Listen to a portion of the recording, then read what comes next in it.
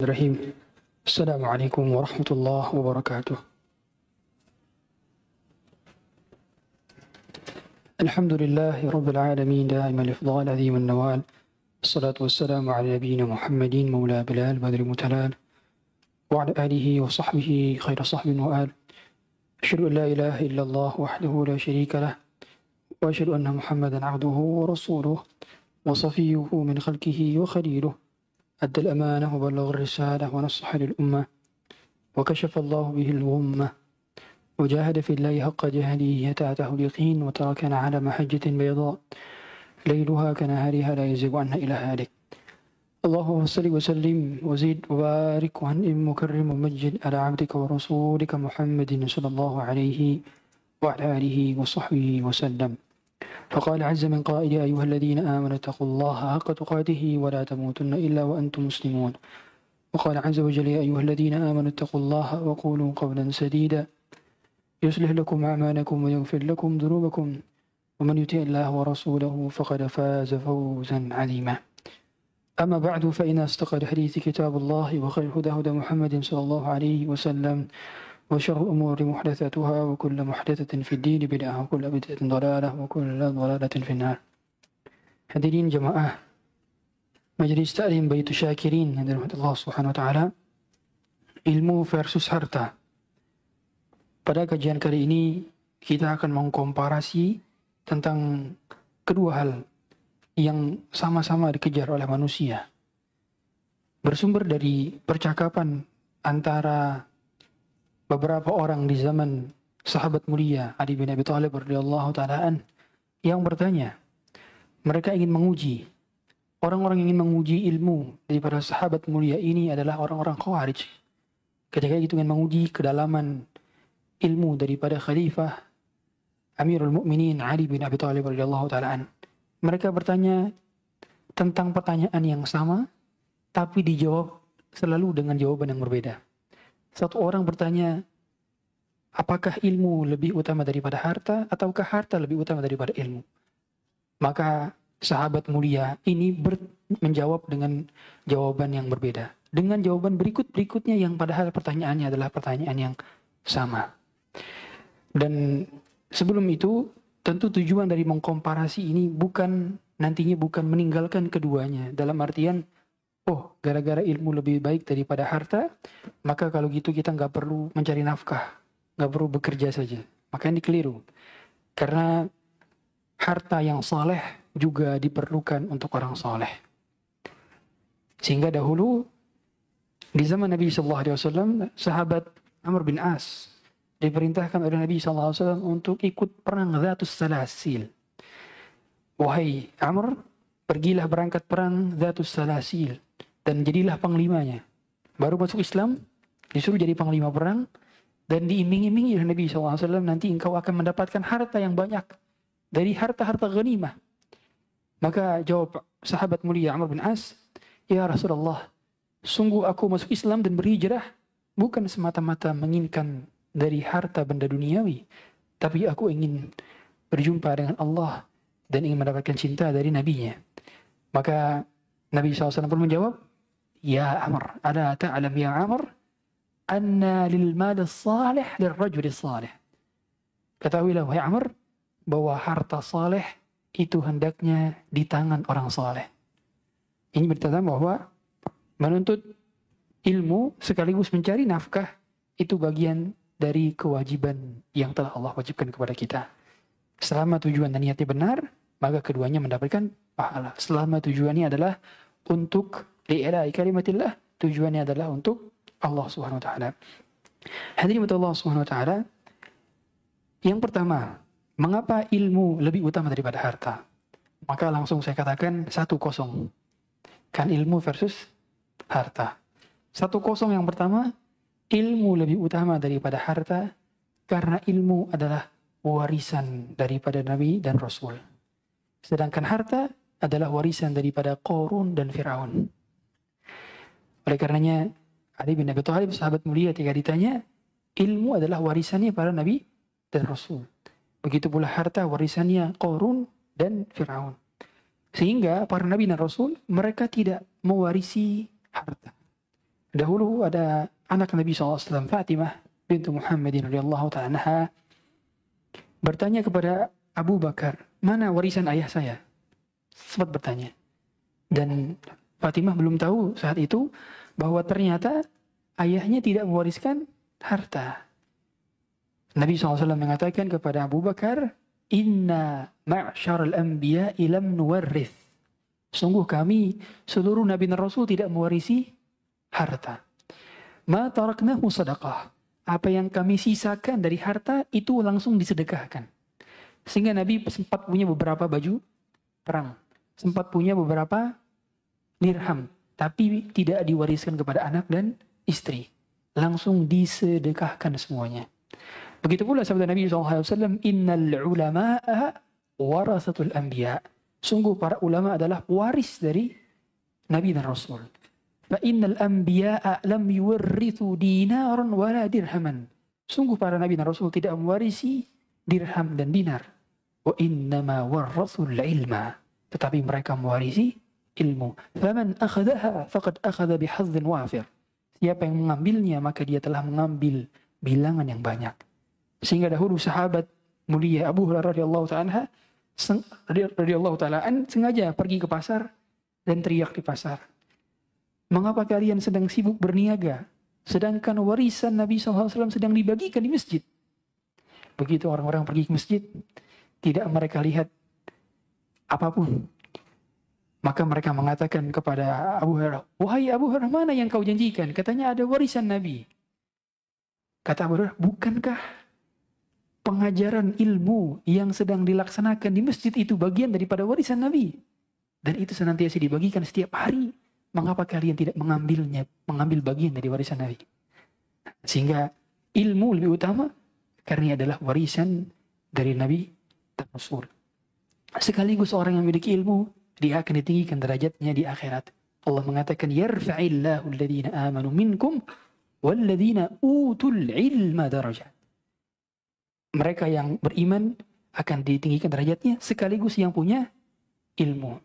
Bahkan Allah mengkaitkan syahidallahu annahu la ilaha illa huwa wal malaikatu wa ulul ilmi qa'iman bil qist. Allah bersaksi bahwa tiada Tuhan selain dirinya dan Allah melibatkan persaksiannya dengan para malaikat sekaligus orang-orang yang berilmu. Bahkan Nabi SAW mengatakan dalam sebuah hadis yang sahih bahwa orang yang memiliki ilmu, satu orang yang memiliki ilmu lebih baik daripada 1000 abid. Orang yang ahli ibadah. Bahkan ungkapan dari Imam Syafi'i, beliau mengatakan, Talabul ilmi afdal min salati nafilah. Menuntut ilmu lebih utama daripada salat sunnah. Kenapa? Karena orang menuntut ilmu dia mendapatkan manfaat untuk dirinya dan juga orang lain yang disebarkan melalui ilmunya.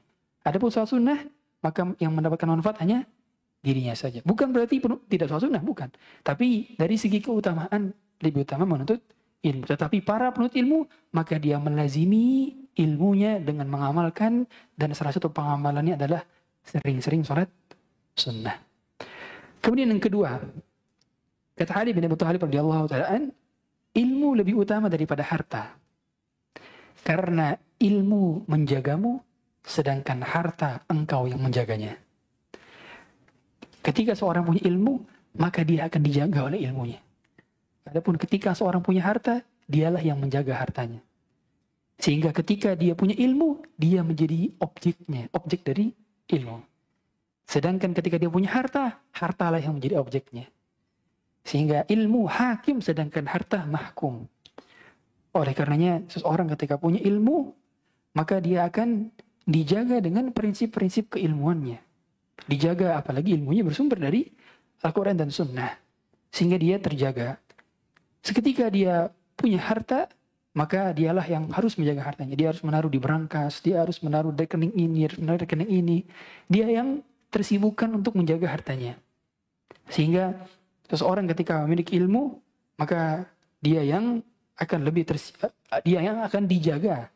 Dan sedangkan ketika memiliki harta, dialah yang akan menjaga. Yang ketiga, orang yang memiliki ilmu, maka dia ketika diinfakkan ilmunya tidak akan berkurang. Adapun orang ketika melihat harta diinfakkan akan berkurang. Infak ini maksudnya dibelanjakan, ya. Karena definisi infak itu lebih general. Infak itu definisinya adalah membelanjakan harta. Ketika seorang membelanjakan ilmunya, maka berarti dia mengamalkannya. Dan ilmu semakin diamalkan semakin bertambah. Adapun harta semakin dikeluarkan semakin berkurang. Oleh karena orang yang memiliki ilmu, maka dia harus bersemangat dalam mengamalkannya. Apalagi ilmu semakin diajarkan, semakin kokoh pemahamannya. Makanya kita tahu bahwa cara ulama dalam murojaah itu dengan mengajar. Dengan mengajar. Wasilah dalam murojaah itu dengan mengajar. Mengajar. Makanya banyak sekali orang-orang yang lulusan kampus Islam, lulusan pondok, begitu kuliah, beres sekolah, nggak ngajar. Lupa dengan ilmunya. Karena tidak termurojaahkan dengan mengajar. Begitu pula tidak termurojaah oleh i'dad sebelum mengajar. Seperti apa yang saya sampaikan pada kesempatan kali ini hasil wasilah dari persiapan yang saya lakukan beberapa hari dan beberapa jam sebelum mengajar. Karena apa yang saya sampaikan harus persiapan. Kalau saya mengajar tanpa persiapan, saya khianat terhadap ilmu ini. Saya khianat terhadap ilmu ini. Sehingga persiapan menjadi kewajiban bagi siapa yang mau mengajar. Ya. Oleh karenanya orang yang mengajar tanpa persiapan, berarti dia pun khianat terhadap apa yang ingin disampaikan. Sehingga karena ada persiapan itu, akhirnya ilmunya lebih menempel lagi, lebih lama. Ya. Oleh karenanya cara terbaik dalam belajar, kata para ulama adalah khairut ta'allumi ta'limu. Sebaik belajar adalah dengan cara mengajar. Dan di tahap yang paling tinggi, ya, jadi ada beberapa tahap metode dalam memurojaahkan ilmu. Ada yang dengan rewriting. Rewriting itu apa? Nulis ulang.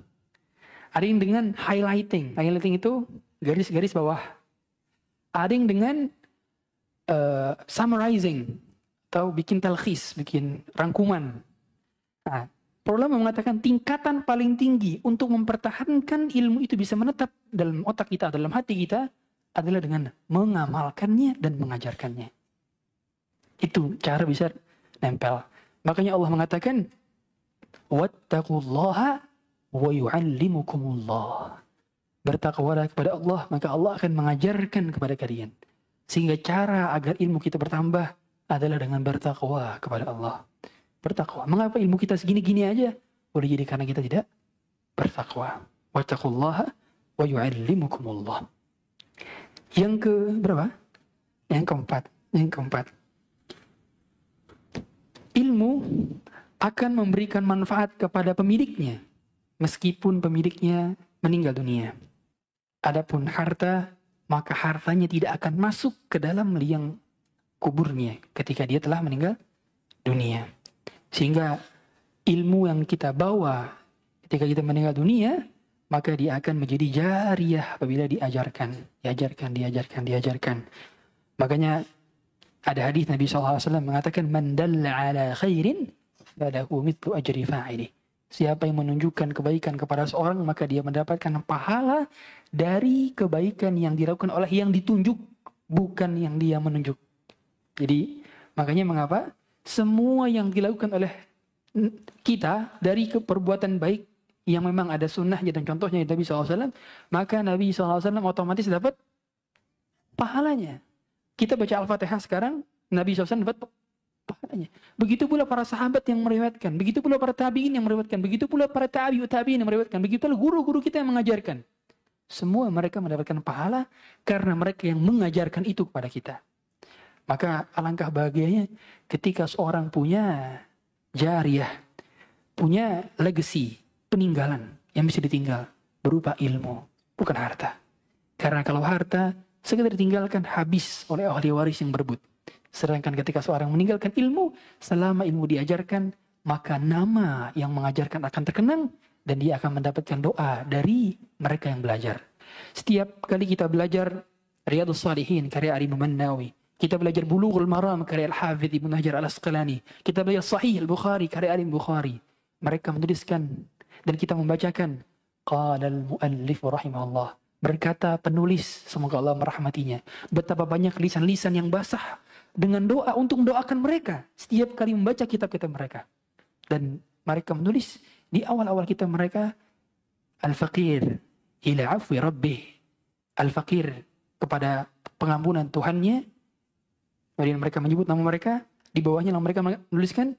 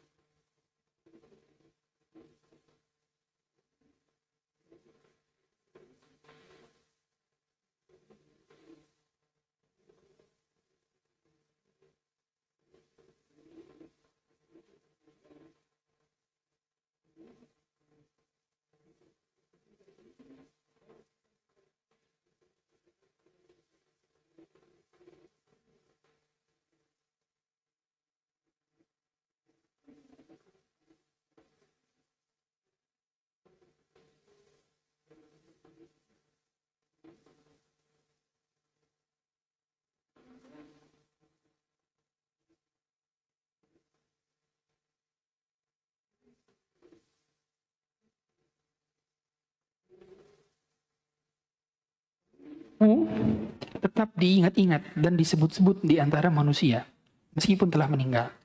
Adapun pemilik harta apabila telah meninggal maka tidak lagi disebut-sebut namanya.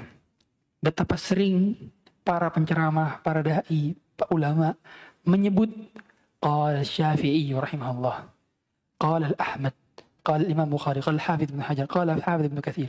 Berkata Imam Syafi'i, berkata Imam Ahmad, berkata Imam Ibnu Katsir, bertama Hafidz bin Hajar, berkata Imam Nawawi.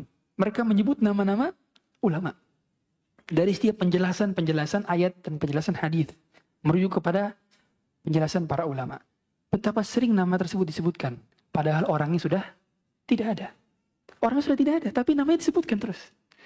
Begitu pula para sahabat, setiap kali kita meriwayatkan hadis disebutkan dari sahabat Abu Hurairah radhiyallahu ta'ala. Abu Hurairah sudah tidak ada, tapi namanya disebutkan.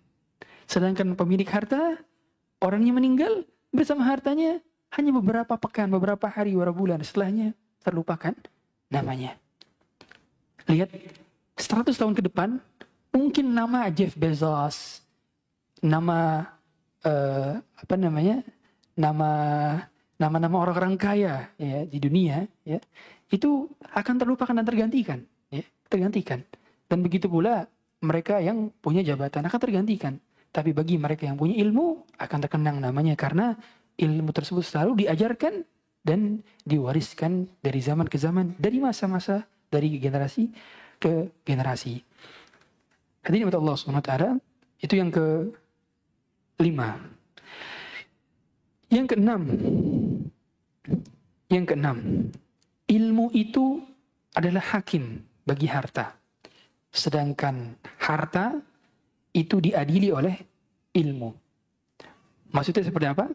Kita tahu semua, ketika seorang punya harta, maka ada ilmu yang mengatur harta. Ada ilmu yang mengatur harta.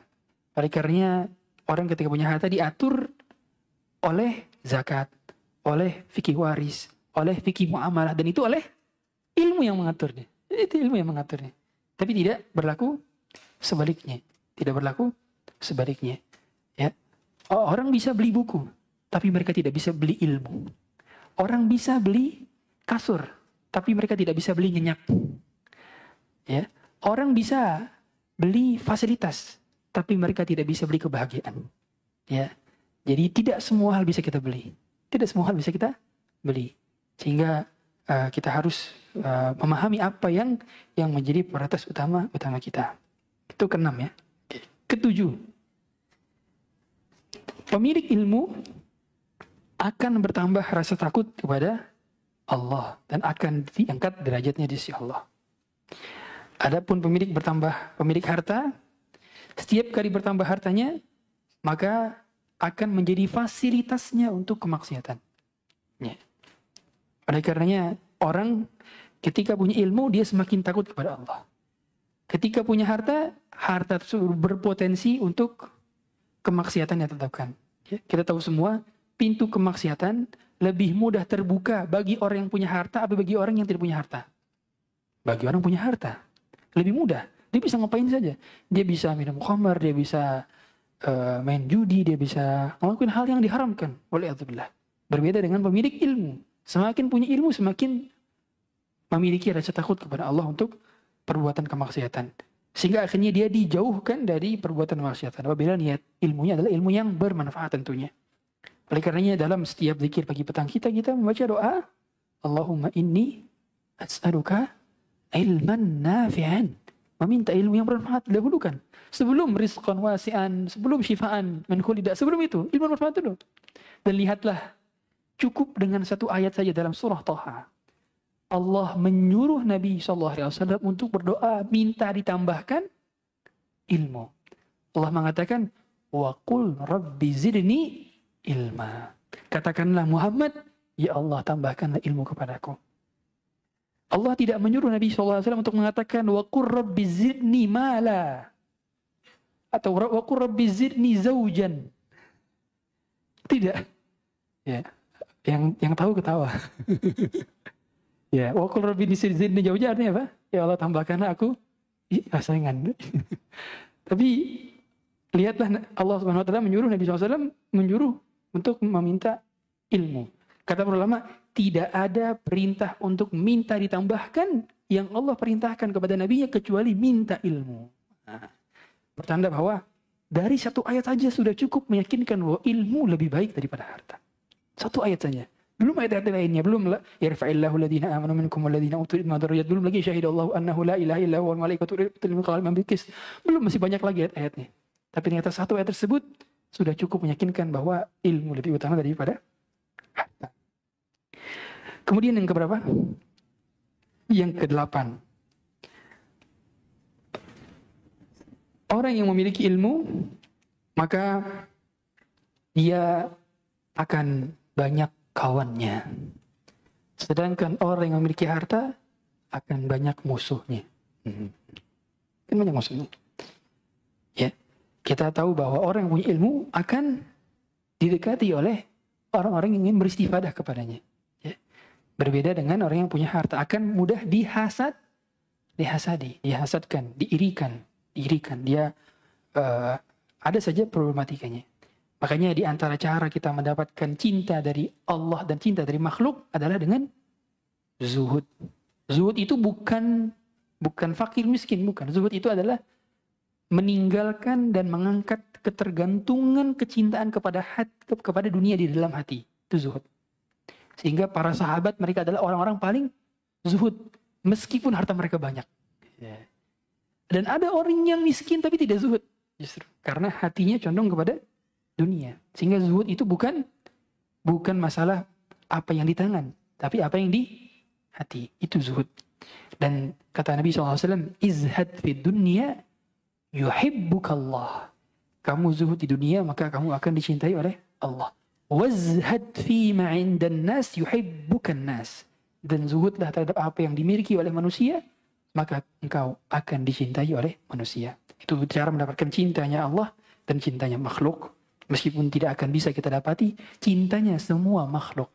Karena Imam Syafi'i mengatakan, ridhan nasi ghayatun la tudrak.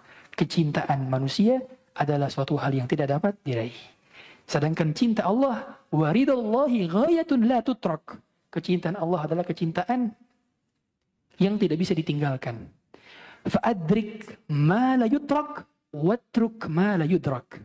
Tinggalkanlah apa yang tidak dapat diraih, dan raihlah apa yang tidak dapat ditinggalkan. Itu perkataan Imam Syafi'i. Poin keberapa tadi?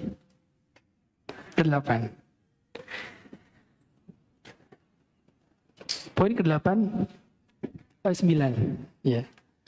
Pemilik ilmu itu akan memperbaiki hubungan sama manusia. Sedangkan pemilik harta akan memperkeruh hubungan sama manusia. Yeah. Kita tahu semua yang menyebabkan banyaknya selek itu gara-gara masalah apa? Harta, masalah duit. Yeah. Gara-gara masalah duit. Orang bisa selek gara-gara hutangnya belum dibayar. Atau gara-gara minjem terus hilang. Atau gara-gara warisan belum dibagi. Permasalahan-permasalahan pertikaian banyak gara-gara duniawi. Persaingan bisnis masih banyak, ya. Dan begitu pula ilmu yang tidak bermanfaat, ya, akan menimbulkan hasad sesama pemiliknya. Tapi ilmu yang bermanfaat, dia tidak akan pernah risau ketika ada orang yang punya ilmu lebih di atasnya. Tidak. Dia akan merasa bahwa alhamdulillah berarti ada cara untuk beristifadah dengan orang ini. Dia akhirnya nggak pernah merasa tersaingi. Karena dia tahu bahwa orang yang memiliki ilmu, maka yang mulia bukan disebabkan karena ilmunya saja, tapi sebab pengamalannya. Sekaligus juga tidak ada yang bisa mengetahui kemuliaan kita kecuali dari takwa kita kepada Allah. Maka orang yang memiliki ilmu yang bermanfaat, dia tidak akan merasa risau ketika ada orang yang lebih berilmu dibandingkan dia. Tidak akan merasa risau. Sebaliknya, orang yang memiliki harta akan ada perasaan hasad ketika yang harta yang tidak bermanfaat, karena orang memiliki harta lebih banyak dibandingkan dia, atau khawatir karena orang mau mengambil hartanya, khawatir karena tendernya nanti tidak goal lagi, khawatir karena nanti persaingan bisnisnya tidak laris lagi dan sebagainya. Itu menyebabkan orang lebih mudah untuk bertikai dengan sama manusia. Yang ke-10. Ilmu bisa mengantarkan jiwa pemiliknya kepada sifat tawadhu dan berperan sebagai seorang hamba. Sehingga orang semakin ilmu maka semakin tawadhu. Ya. Oleh karenanya ada istilah ilmu padi. Ilmu padi. Ilmu padi abangku. Ilmu padi kan. Itu maksudnya apa? Maksudnya orang semakin menuntut ilmu maka semakin tawadhu. Semakin tidak paham apa-apa. Makanya ada 4 tingkatan ketika seorang menuntut ilmu. Dan awal step pertama ketika orang belajar adalah takabbar, sombong. Jadi kalau ada orang sombong berarti dia baru pertama belajar. Karena step terakhir daripada orang yang sudah terus-terusan belajar akan membuat pelakunya tawadhu. Tawadhu kepada yang hati baru belajar. Tawadhu. Dia tidak pernah meninggikan suaranya di hadapan orang yang belum tahu. Dia tawadhu kepada Allah SWT. Begitulah memang ungkapan man tawadha'a lillah rafa'ahu Allah. Siapa yang bertawadhu kepada Allah, maka akan Allah tinggikan derajatnya. Sehingga ketinggian didapatkan dari kerendahan. Dan kerendahan didapatkan dari yang merasa tinggi. Begitulah ilmu kehidupan yang mana air akan berjalan menuju tempat-tempat yang rendah. Air tidak akan berjalan menuju tempat-tempat yang tinggi. Sehingga kalau kita mau punya ilmu, maka tawadu kepada orang yang belajar, kepada orang yang mau mengajarkan. Tawadu. Bersifat tawadu bukan hanya kepada ustadz, tapi juga kepada sesama penuntut ilmu. Jika kalau ada teman yang baru belajar, tawadu. Jangan merasa saya sudah lama kajian. Saya sudah jadi ikhwan kibar. Saya sudah jadi akhwat kibar. Wah, enggak. Enggak ada masalah lama-lama. Lihat, dahuluan mana? Utsman bin Affan masuk Islam atau Umar bin Khattab? Utsman bin Affan. Tapi ternyata tayar apa bahasa? Levelnya tinggian mana? Umar atau Utsman? Umar bin Khattab. Padahal telat masuk Islamnya. Yang lebih dahulu masuk Islam, Abdurrahman bin Auf. Yang masuk Islam, Talha bin Ubaidillah. Abu Ubaidah bin Jarrah. Itu dahulu masuk Islam. Umar belakangan, tahun ke-6 Hijriah baru masuk Islam. Tapi begitu masuk Islam, langsung overlap. Langsung peringkat kedua. Pertamanya, Abu Bakar. Itu pertanda bahwa hendaknya jangan takjub dengan lamanya kita sudah berhijrah. Jangan sombong dengan sudah lamanya kita ikut pengajian. Boleh jadi mereka yang baru-baru ikut pengajian, hijabnya masih belum sempurna, atau pakaiannya masih belum syar'i. Maka kita berusaha untuk tawadhu kepada siapapun daripada hamba-hamba Allah. Dengan niat untuk tawadhu di hadapan Allah. Ya, jadi ingat, tawadhu itu untuk merendah di hadapan Allah. Jangan sampai tawadhu ingin dipuji juga. Ya. Masya Allah, antum tawadhu banget ya. Dalam hati, ya lagi. Padahal bilangnya, enggak kok. Itu Allah sangat mengetahui apa yang menjadi tujuan kita merendah. Jangan sampai merendah untuk tujuan tinggi. Nah, salah akhirnya. Yang keberapa? Yang ke-11. Yang ke-11, pemilik ilmu tidak dikatakan tercela karena dirinya punya ilmu. Sedangkan pemilik harta dikatakan budak. Sebagaimana kita tahu bahwa yang mencintai sesuatu dia akan menjadi budaknya, gitu. Ya. Man ahabba syai'an fahuwa 'abduh. Ini bukan hadis ya. Siapa yang mencintai sesuatu dia akan menjadi budaknya, kan gitu. Nah, kita tahu semua Nabi SAW mencela budak harta. Kata Nabi SAW, ta'isa abdud dinar, ta'isa abdud dirham, ta'isa abdul khamisah. Celakalah hamba dinar, celakalah hamba dirham, celakalah hamba pakaian. Maksudnya hamba fashion. Di sini Nabi SAW mencela apa mereka? Karena mereka mencintai harta. Sehingga pihak yang mencintai harta akan dikategorikan sebagai budaknya harta. Sedangkan pihak yang mencintai ilmu tidak dikatakan sebagai budaknya ilmu.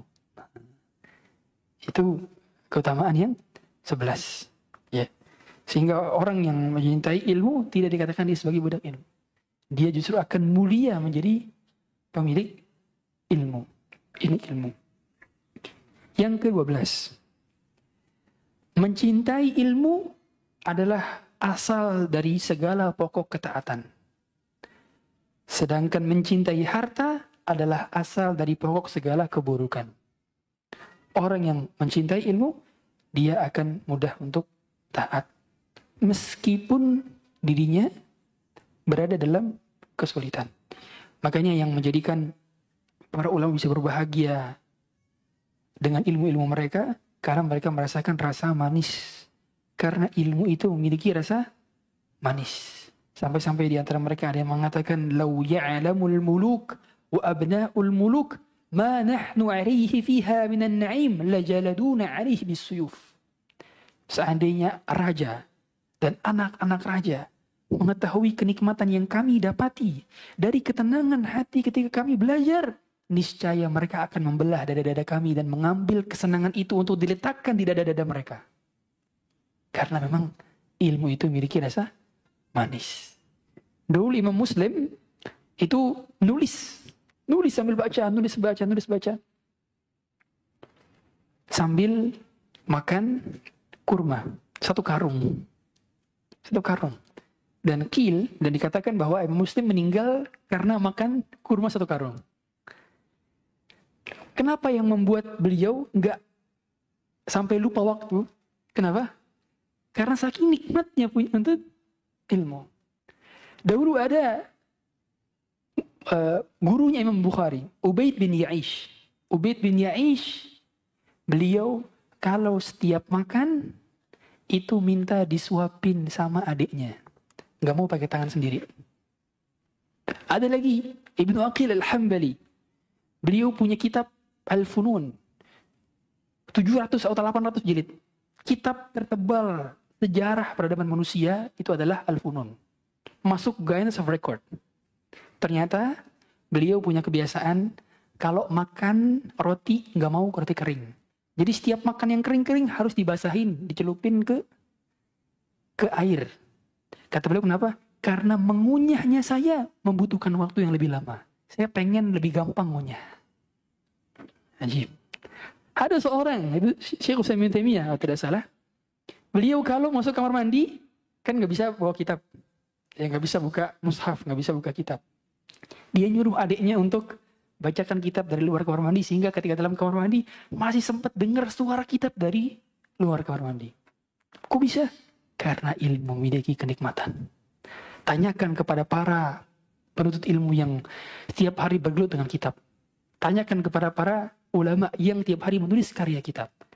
Itu yang menjadikan mereka merasakan kenikmatan. Bahkan Al-Imam Syibawayh, kita tahu Imam Syibawayh, ya, salah satu penggagas ilmu nahwu, satu ketika punya kitab banyak. Dan ternyata istrinya dianggurin. Ya, istrinya nggak diperhatikan. Sibuk belajar, sibuk nulis. Ya. Suatu ketika istrinya membakar semua kitab-kitabnya. Ya, dibakar. Cemburu istrinya bukan sama cewek lain, bukan sama wanita lain, tapi sama kitab. Sama kitab. Akhirnya begitu tahu dibakar, diceraikan istrinya. Tapi alakulin maksudnya adalah, lihatlah bagaimana hikmahnya. Ini hikmahnya bukan berarti melalaikan istri ya, tetap istri punya hak. Sebagaimana perkataan Salman kepada Abu Darda yang dimeranakan Nabi SAW, Inna li ahlika alaika hakun. Sungguh keluargamu punya hak atas dirimu. Fisikmu, jasad punya hak atas dirimu. Tapi bagaimana sukanya para ulama dengan ilmu, mereka mengulang-ulang ilmu dan mereka menikmati ilmu. Karena tidak ada yang lebih nikmat dibanding mendapatkan manis dalam satu faedah ilmu yang kita dapatkan. Yang keberapa? 12. Tadi 12 apa?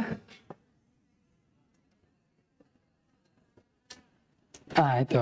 Mencintai ilmu asal dari segala ketaatan, mencintai harta adalah asal dari keburukan. Ya. Yang ke-13,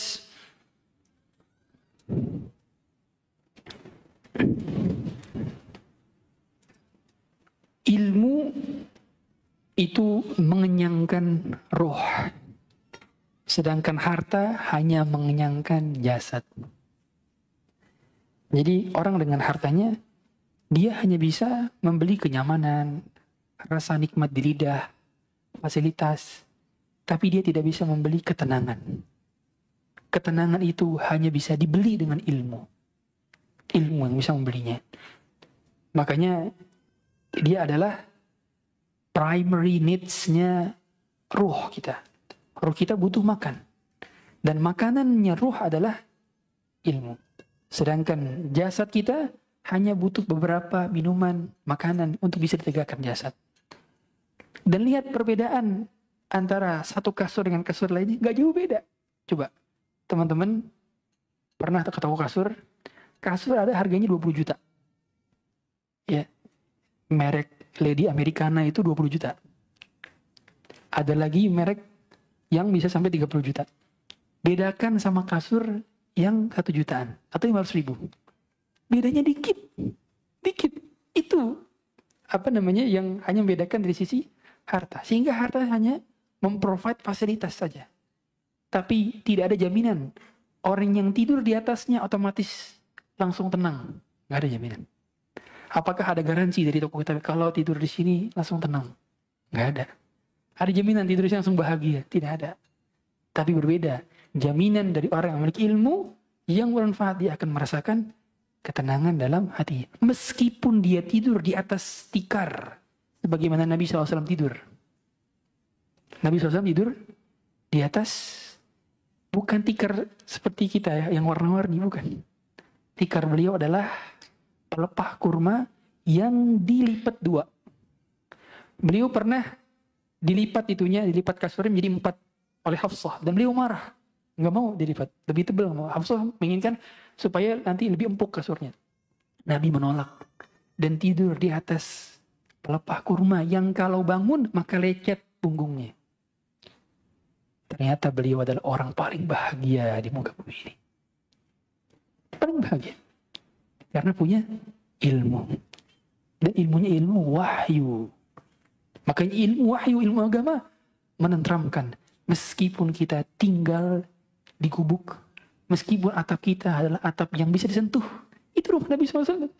Rumah Nabi SAW itu atapnya dapat sentuh tanpa kita loncat, tanpa kita jinjit. Sebagaimana kata Hasan al-Basri. Yang beliau kalau sholat harus menepuk kaki Aisyah terlebih dahulu untuk bisa sujud. Ada di antara kita yang kalau sholat menepuk kaki istrinya? Tidak ada. Dan begitulah rumah orang paling berbahagia dunia akhirat. Nabi SAW. Pertanda bahwa ilmu lebih utama dari harta.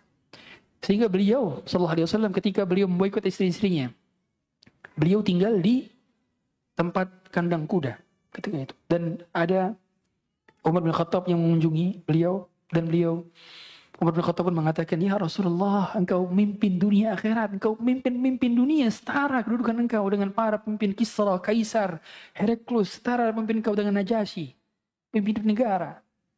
Tapi engkau hidup dalam keterbatasan dan sedikitnya harta. Apa jawab Nabi SAW?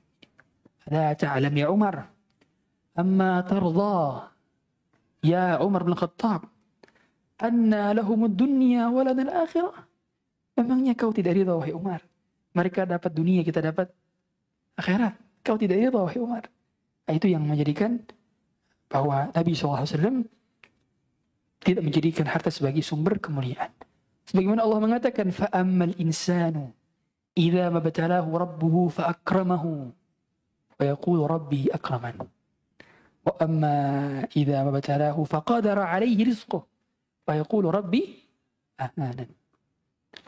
Orang-orang menganggap bahwa ditambahkannya harta berarti sedang dimuliakan. Dikurangi harta berarti sedang dihina. Allah mengatakan, kalla. Allah yang balas. Sekali-kali tidak. Bukan demikian. Sehingga bertambahnya harta seseorang tidak menjamin bahwa dia sedang dimuliakan. Justru bertambahnya harta Qarun menunjukkan akan kehinaannya Qarun. Sedangkan miskinnya Nabi Musa menunjukkan kemuliaannya Nabi Musa. Menunjukkan bahwa seorang ketika diinginkan kebaikan bukan ditambahkannya harta, tapi ditambahkannya ilmu. Nabi SAW mengatakan, man yuridillahu bihi khairan yufaqihu fid din. Siapa yang diinginkan kebaikan untuknya maka akan difaqihkan kepada agama. Allah tidak mengatakan man yuridillahu bihi khairan yazidhu fi malih, tidak. Tapi yufaqihu fid din. Berarti tanda bahwa Allah sedang menginginkan kebaikan untuk kita adalah dibuatnya kita suka dengan kajian, dibuatnya kita senang hadir kajian, dibuatnya kita senang dengar ceramah, dibuatnya kita senang baca buku ilmu agama. Itu tanda Allah menginginkan kebaikan bagi kita. Bukan dengan ditambahnya proyek, bukan dengan ditambahnya tender, bukan dengan ditambahnya aset, bukan. Maka berbahagialah kita yang sudah mulai mencintai ilmu. Kemudian berapa berarti sekarang? 18. 14. Yang ke-14. Orang alim, di antara kemuliaan ilmu adalah orang yang punya ilmu mengajak manusia kepada Allah dengan ilmu dan keadaannya. Sedangkan orang yang mengumpulkan harta, mereka mengantarkan manusia pada dunia dan hartanya. Sehingga kita tahu seorang memotivasi seorang lainnya dengan apa yang dia punya. Faqidu syai' la yu'ti. Bagaimana orang bisa memberi kalau dia tidak punya sesuatu yang diberi, gitu. Maka seorang ketika punya ilmu, dia akan memotivasi orang-orang untuk belajar dan dia mendapatkan jariyah dari orang yang belajar. Sehingga demikianlah bagaimana Nabi SAW memotivasi para sahabat mereka untuk belajar. Karena kan fadlul alimi 'alal abid kafadli ala adnakum. Ya. Keutamaan orang yang berilmu di atas ahli ibadah seperti keutamaanku dengan orang yang di bawah kalian. Maksudnya apa? Berarti kedudukannya tinggi sekali orang yang punya ilmu. Sehingga Nabi SAW memotivasi para sahabat untuk belajar. Makanya menjadi pertanyaan, kenapa Ustadz? Kita tahu semua kenapa kok hadis yang paling banyak sampai ke kita adalah hadis Abu Hurairah. Sedangkan Abu Hurairah radhiyallahu ta'ala hidup bersama Nabi hanya 4 tahun. Dari tahun ke-7 sampai tahun ke-11. Tapi hadisnya paling banyak. 5.510 hadis. Paling banyak. Jawaban para ulama kenapa? Karena Abu Hurairah radhiyallahu ta'ala fokus mencari ilmu bukan harta. Sehingga fokus betul-betul membersamai Nabi. Nabi di mana ada dia. Nabi sedang berada di mana? Di sampingnya ada Abu Hurairah. Itu. Sekaligus setelah wafatnya Nabi SAW, Abu Hurairah tetap belajar kepada para sahabat lainnya. Sekaligus Abu Hurairah ketika selesai daripada punya ilmu, maka beliau mengajarkan ilmunya kepada murid-muridnya. Sehingga punya murid. Maka tersebarlah. Karena tersebarnya ilmu juga menjadi wasilahnya daripada murid-murid yang ikut menyebarkannya. Makanya ada ulama di zaman Imam Malik yang lebih faqih, lebih cerdas, lebih pintar, lebih berilmu daripada Imam Malik. Yaitu Al-Layth bin Sa'ad. Kata Imam Syafi'i, Al-Laythu afqahu min Malik walakin dayya'ahu ashabuh. Layth itu lebih pintar daripada Imam Malik. Tetapi murid-muridnya menyia-nyiakannya. Maksudnya murid-murid tidak ngajar. Sehingga kalau kita ingin punya ilmu yang terus bersinambungan menjadi jariah, harus kaderisasi murid. Kaderisasi murid. Bidang apapun. Kita pengen ilmu saya di bidang barista kayaknya bagus. Kalau sampai hari kiamat ada. Cari murid yang ajari. Nanti kamu ngajarin lagi ya. Gitu. Terus. Begitulah yang menjadikan kenapa mazhab fikih sekarang ada 4 yang masyhur. Mazhab Abu Hanifah, mazhab Imam Malik, mazhab Imam Syafi'i, mazhab Imam Ahmad. 4. Di zaman dahulu, mazhab itu bukan hanya 4 saja. Ada mazhabnya Sufyan Ats-Tsauri, ada mazhabnya Sufyan bin Uyainah, ada mazhabnya Layth bin Sa'ad, ada mazhab-mazhabnya yang lain. Abu Thawr, banyak, ada 11 mazhab yang besar ketika itu. Tapi yang tersisa sampai sekarang cuma 4. Kenapa? Karena yang 4 ini murid-muridnya konsisten mengajarkan ilmu kepada murid-muridnya lagi. Itu kenapa ada 4 mazhab. Sebenarnya bukan 4 mazhab saja. Ya. Pertanda bahwa apa? Pada dasarnya kita harus punya regenerasi untuk kita kaderisasi. Agar kita bisa sustain ilmunya sampai hari kiamat. Ya. Yang keberapa? 14. 15. Yang ke-15. Yang ke-15.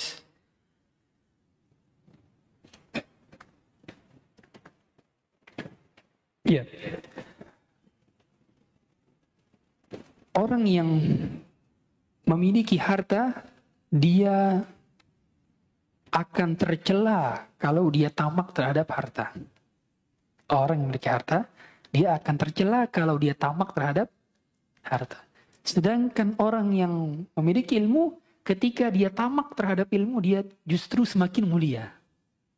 Jadi tamak terhadap ilmu mulia, tamak terhadap harta tercela. Ya. Sehingga orang ketika semakin giat menuntut ilmu, dia semakin mulia. Karena dia tamak terhadap ilmu.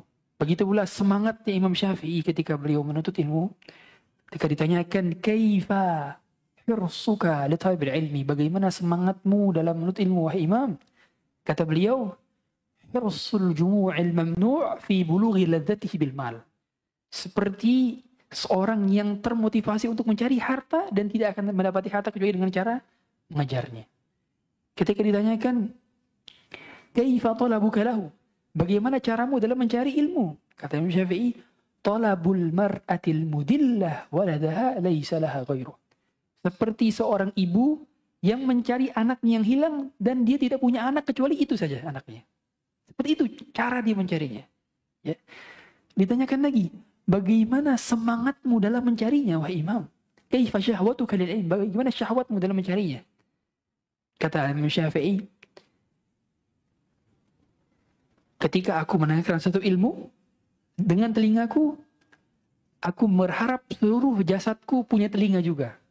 Sebagaimana telinga mendengarkan kenikmatan dan merasakan lezatnya, aku ingin semua tubuhku memiliki pendengaran juga. Karena saking lezatnya dengan ilmu.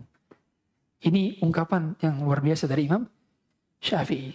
Akan tamaknya Imam Syafi'i kepada ilmu. Bukan tamak terhadap harta. Yang terakhir,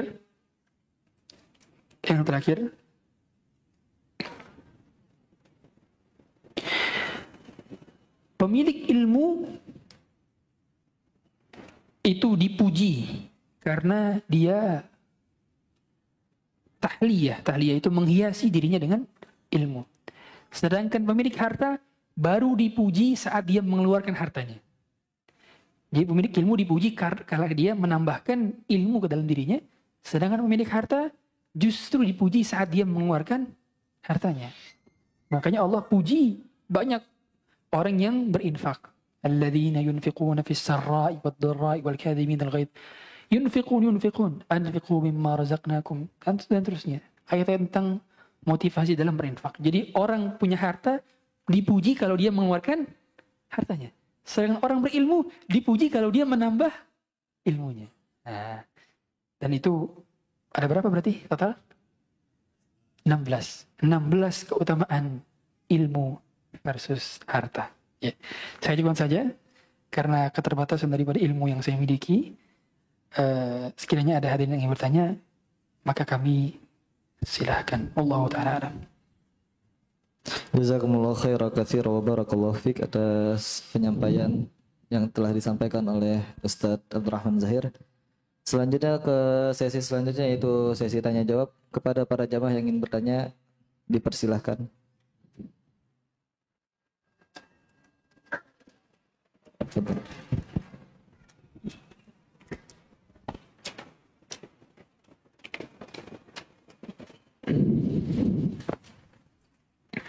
Assalamualaikum warahmatullahi wabarakatuh. Assalamualaikum warahmatullahi wabarakatuh. Afwan Ustadz, saya dengan Redinal ingin bertanya, bagaimana dengan konsep di dalam Islam itu mempunyai harta yang banyak atau kaya itu tidak bertentangan gitu Ustadz. Bagaimana cara kita tadi mengcompare seperti yang Ustadz bilang antara ilmu dengan harta. Terus kemudian bagaimana kita dalam kehidupan sehari-hari itu bisa menerapkan untuk menyeimbangkan antara mencari ilmu dengan mencari harta supaya harta itu berguna untuk kebaikan gitu Ustaz. Ya. Assalamualaikum warahmatullahi wabarakatuh. Assalamualaikum warahmatullahi wabarakatuh. Barakallahu fiik. Pertanyaan yang bagus. Yang pertama, menuntut ilmu itu dapat mendatangkan rezeki. Banyak orang menganggap, oh ilmu itu cuma ngeluarin duit saja, pengangguran, nggak apa-ngapain. Enggak, kebalikan. Justru dia dapat mendatangkan rezeki. Mana dalilnya? Dalilnya, di zaman Nabi SAW, ada dua orang bersaudara, kakak adik, datang kepada Nabi SAW melaporkan, adiknya ini nggak kerja, kakaknya yang kerja. Adiknya cuma belajar, dan kebutuhan hidupnya di-cover oleh kakaknya yang kerja. Singkat cerita, kakaknya lapor kepada Nabi SAW sambil bawa adiknya. Ya Rasulullah, sesungguhnya saudaraku nggak kerja, dia sana menanggung kehidupannya kepada diriku. Apa jawab Nabi SAW? La'allaka turzaqu bih.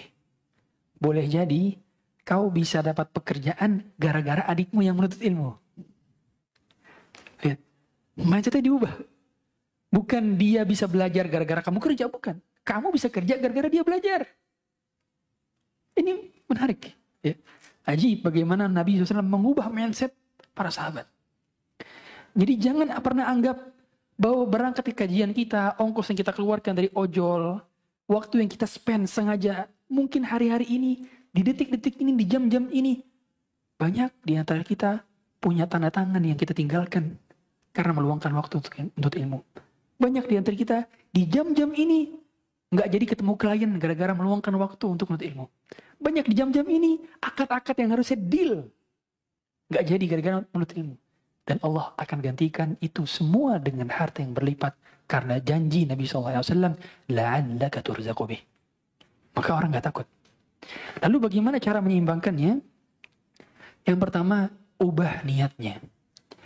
Sehingga kita ketika kita mencari harta, niatkan harta tersebut digunakan untuk mensupport kegiatan menuntut ilmu. Ya, jangan dibalik. Ini balik justru mencari ilmu untuk mendapatkan harta, bukan.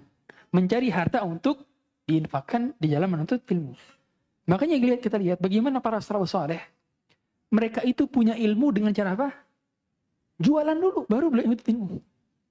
Justru mereka berdagang dulu. Makanya kita tahu semua pekerjaan Imam Abu Hanifah apa? Tukang kain. Tukang kain. Makanya ada gelar-gelar para ulama di akhir-akhir nama mereka. Ada An-Najjar, ada Al-Khayyat. Karena memang profesi mereka itu kan tukang jahit, tukang tenun, tukang kayu, tukang daging, macam-macam. Baru mereka nuntut ilmu. Jangan dibalik, ya. Karena ilmu ini sangat tinggi sekali bila kita hargai dengan uang. Gak cukup. Nah, karenanya kita tahu bagaimana para salafus saleh mereka sampai menjual seluruh hartanya. Ada para ulama yang sampai jual genteng rumahnya. Teman-teman pernah kepikiran nggak mau jual genteng rumahnya? Nggak pernah kan? Ya paling mau jual handphone, jual laptop. Ini jual genteng. Artinya apa? Saking nggak ada lagi yang bisa dijual. Sampai jual genteng. Ada yang mereka jual sendalnya. Untuk bisa menuntut ilmu hadis. Mendapatkan hadis. Dengan cara berkeliling dunia. Mencari ulama-ulama hadis. Oleh karenanya ubah niatnya. Yang kedua, dipaksakan dan diluangkan. Ketika ada waktu, jangan sampai nunggu kosong dulu. Tapi kosongkan. Sengaja kosongkan. Kalau nunggu kosong, dunia tidak akan pernah berhenti kita kejar. Demi Allah tidak akan berhenti kita kejar. Kalau kita tidak mengkosongkan jadwal untuk kajian, demi Allah akan selalu terisi. Akan agenda ke sini, ketemu ini, ketemu itu, nongkrong sini, nongkrong situ, nggak akan ada habisnya. Karena Nabi SAW yang mengatakan, "Lau kana li bani Adam wadiyan min dhahab, labtagha thalithan." Seandainya anak Adam punya 2 lembah dari emas, dia akan mencari ketiganya. Wala yamla'u fahu illa turab. Dan tidak akan bisa mentutupi mulutnya dari keinginan untuk mencari duniawi kecuali tanah yang menutupnya alias meninggal dunia. Sehingga kita ubah niat dan minta taufik pada Allah Ta'ala agar Allah melapangkan rezeki kita dengan cara kita menuntut ilmu agama secara ikhlas karenanya. Allahu a'lam. Ada lagi bertanya? Selanjutnya penanya selanjutnya yang ingin bertanya. Assalamualaikum warahmatullahi wabarakatuh. Wassalamualaikum warahmatullahi wabarakatuh. Ustadz, saya ingin menanyakan apakah namanya sama bagi orang penuntut ilmu untuk mengikuti kajian online dan offline, dan sebatas mana kita ibu rumah tangga yang namanya banyak pekerjaan dan kita mengejar tiap hari kajian juga kan, lebih penting mana kita mengikuti kajian tematik, tafsir Quran atau tauhid. Itu aja Ustadz. Assalamualaikum warahmatullahi wabarakatuh. Waalaikumsalam warahmatullahi wabarakatuh. Bagi para wanita, memang lebih utama perbanyak aktivitasnya di dalam rumah. Perbanyak aktivitas di dalam rumah. Sehingga intensitas kajian di rumahnya lebih banyak dibandingkan di luar rumah. Sekiranya memang bisa dilakukan. Namun apabila memang dia menginginkan untuk pergi kajian di luar rumah, di masjid atau di daurah, maka harus aman daripada fitnah. Kalau jaraknya safar, maka harus bersama mahramnya. Ini batasan-batasan ketika wanita ingin pergi keluar rumah untuk menuntut ilmu agama. Sekaligus juga kalau misalkan ilmunya adalah ilmu yang fardu ain, ilmu tentang wudu, ilmu tentang tauhid, itu ilmu fardu ain. La yasa' li ayyi muslim jahluh. Enggak boleh setiap muslim itu bodoh terhadap ilmu tauhid, tidak boleh. Ini ilmu fardu ain yang semua kita wajib mempelajarinya. Ilmu fikih dasar, kalau bagi wanita juga ilmu fikih haid, itu termasuk ilmu fardu dipelajari bagi wanita. Maka kalau suaminya tidak bisa mengajarkan di dalam rumah tentang ilmu-ilmu itu, maka suaminya tidak boleh melarang istrinya untuk pergi keluar belajar. Ulama demikian. Saking pentingnya ilmu tersebut. Ya, maka suaminya kalau tidak mengizinkan istrinya keluar untuk belajar, maka suaminya harus mengajarkan di dalam rumah. Ya. Sehingga wahai para suami, sekiranya Anda mengetahui bahwa istri Anda tidak bisa masak, istri Anda tidak bisa nyuci piring, tidak bisa nyapu ngepel, Anda tidak berdosa sama sekali. Tapi kalau Anda tahu istri Anda tidak bisa baca Quran, istri Anda tidak bisa wudhu, istri Anda tidak mengerti apa itu tauhid, tidak mengerti konsekuensi tauhid, Anda berdosa sebagai suami. Berdosa. Jadi kalau istri kita nggak bisa masak, kasinan kalau masak, nggak bisa ngurus anak misalkan, nggak dosa, Anda nggak dosa. Tapi kalau istri kita jahil dengan pengetahuan agamanya, kita berdosa. Karena Nabi SAW mengatakan, innakum akhadtumuhunna bi amanatillah. Kalian mengambil kalian dari ibu bapaknya dengan amanah dari Allah untuk kalian didik, untuk kalian ajari, untuk kalian bimbing. Sehingga tugas suami bukan menjadi mesin ATM dalam rumah. Tapi tugas suami terbesar adalah menjaga dirinya dan keluarganya dari api neraka. Itu tugas terberat suami. Maka yang lebih penting daripada itu adalah dengan mengajarkan mereka terhadap agama. Kemudian lebih utama mana Ustaz untuk mengikuti kajian? Ilmu yang dibutuhkan sesuai dengan apa yang dia sedang pelajari. Sehingga meskipun kita punya kajian tematik, tapi lebih utamakan kajian kitab yang memang kita sedang pelajari. Dan usahakan kita khatamkan kitab tersebut. Harus punya niat mengkhatamkan satu bab dalam ilmu. Misalkan ada kajian rutin yang kita ikuti tentang tauhid. Nah, diikuti terus sampai habis. Kalau nggak hadir, dengar rekaman. Itu. Ya. Jangan sampai ustadz yang nggak hadir, kita juga tidak hadir dalam mengikuti murojaah kajiannya. Sehingga ketika libur kajiannya, itu momen untuk murojaah dan sebagainya. Nah, menjadikan itu sebagai aktivitas harian. Tapi yang lebih utama adalah yang fardu ain. Yang fardu ain itu apa? Berkenaan dengan tauhid, akidah. Ini fardu ain. Yang kemudian yang kedua adalah fikih ibadah. Kalau kita seorang pekerja di luar rumah atau kita adalah seorang bisnismen, wajib belajar fikih muamalah yang terkait minimal dengan apa yang dia lakukan. Misalkan dia dagang nasi goreng, berarti harus belajar fikih muamalah tentang nasi goreng. Dia bisnis kuliner, harus belajar fikih muamalah tentang kuliner. Itu wajib, ya.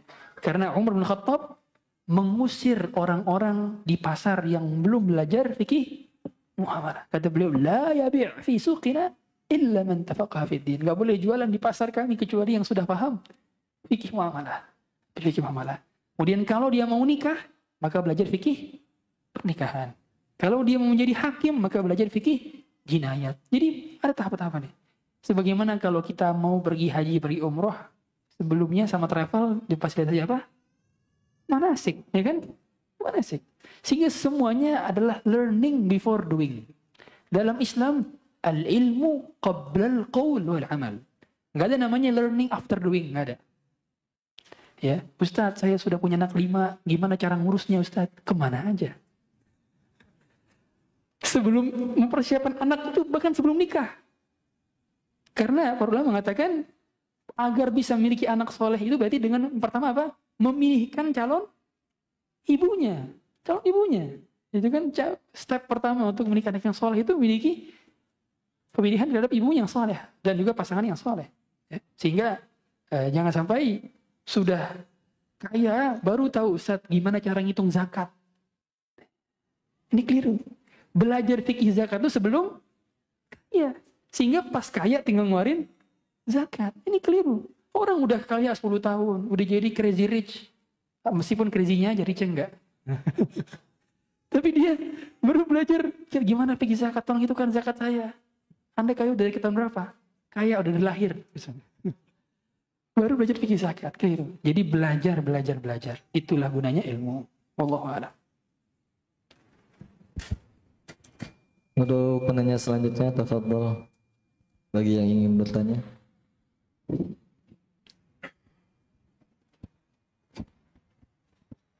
Bismillahirrahmanirrahim. Izin bertanya Ustaz tentang hadis fadlul alimi 'alal 'abid ka fadli 'ala adanakum.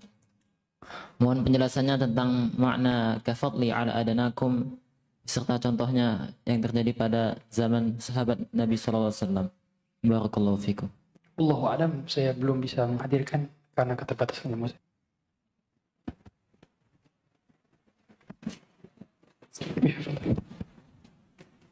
Baik, untuk selanjutnya penanya terakhir yang ingin bertanya, tafadhol. Satu penanya terakhir.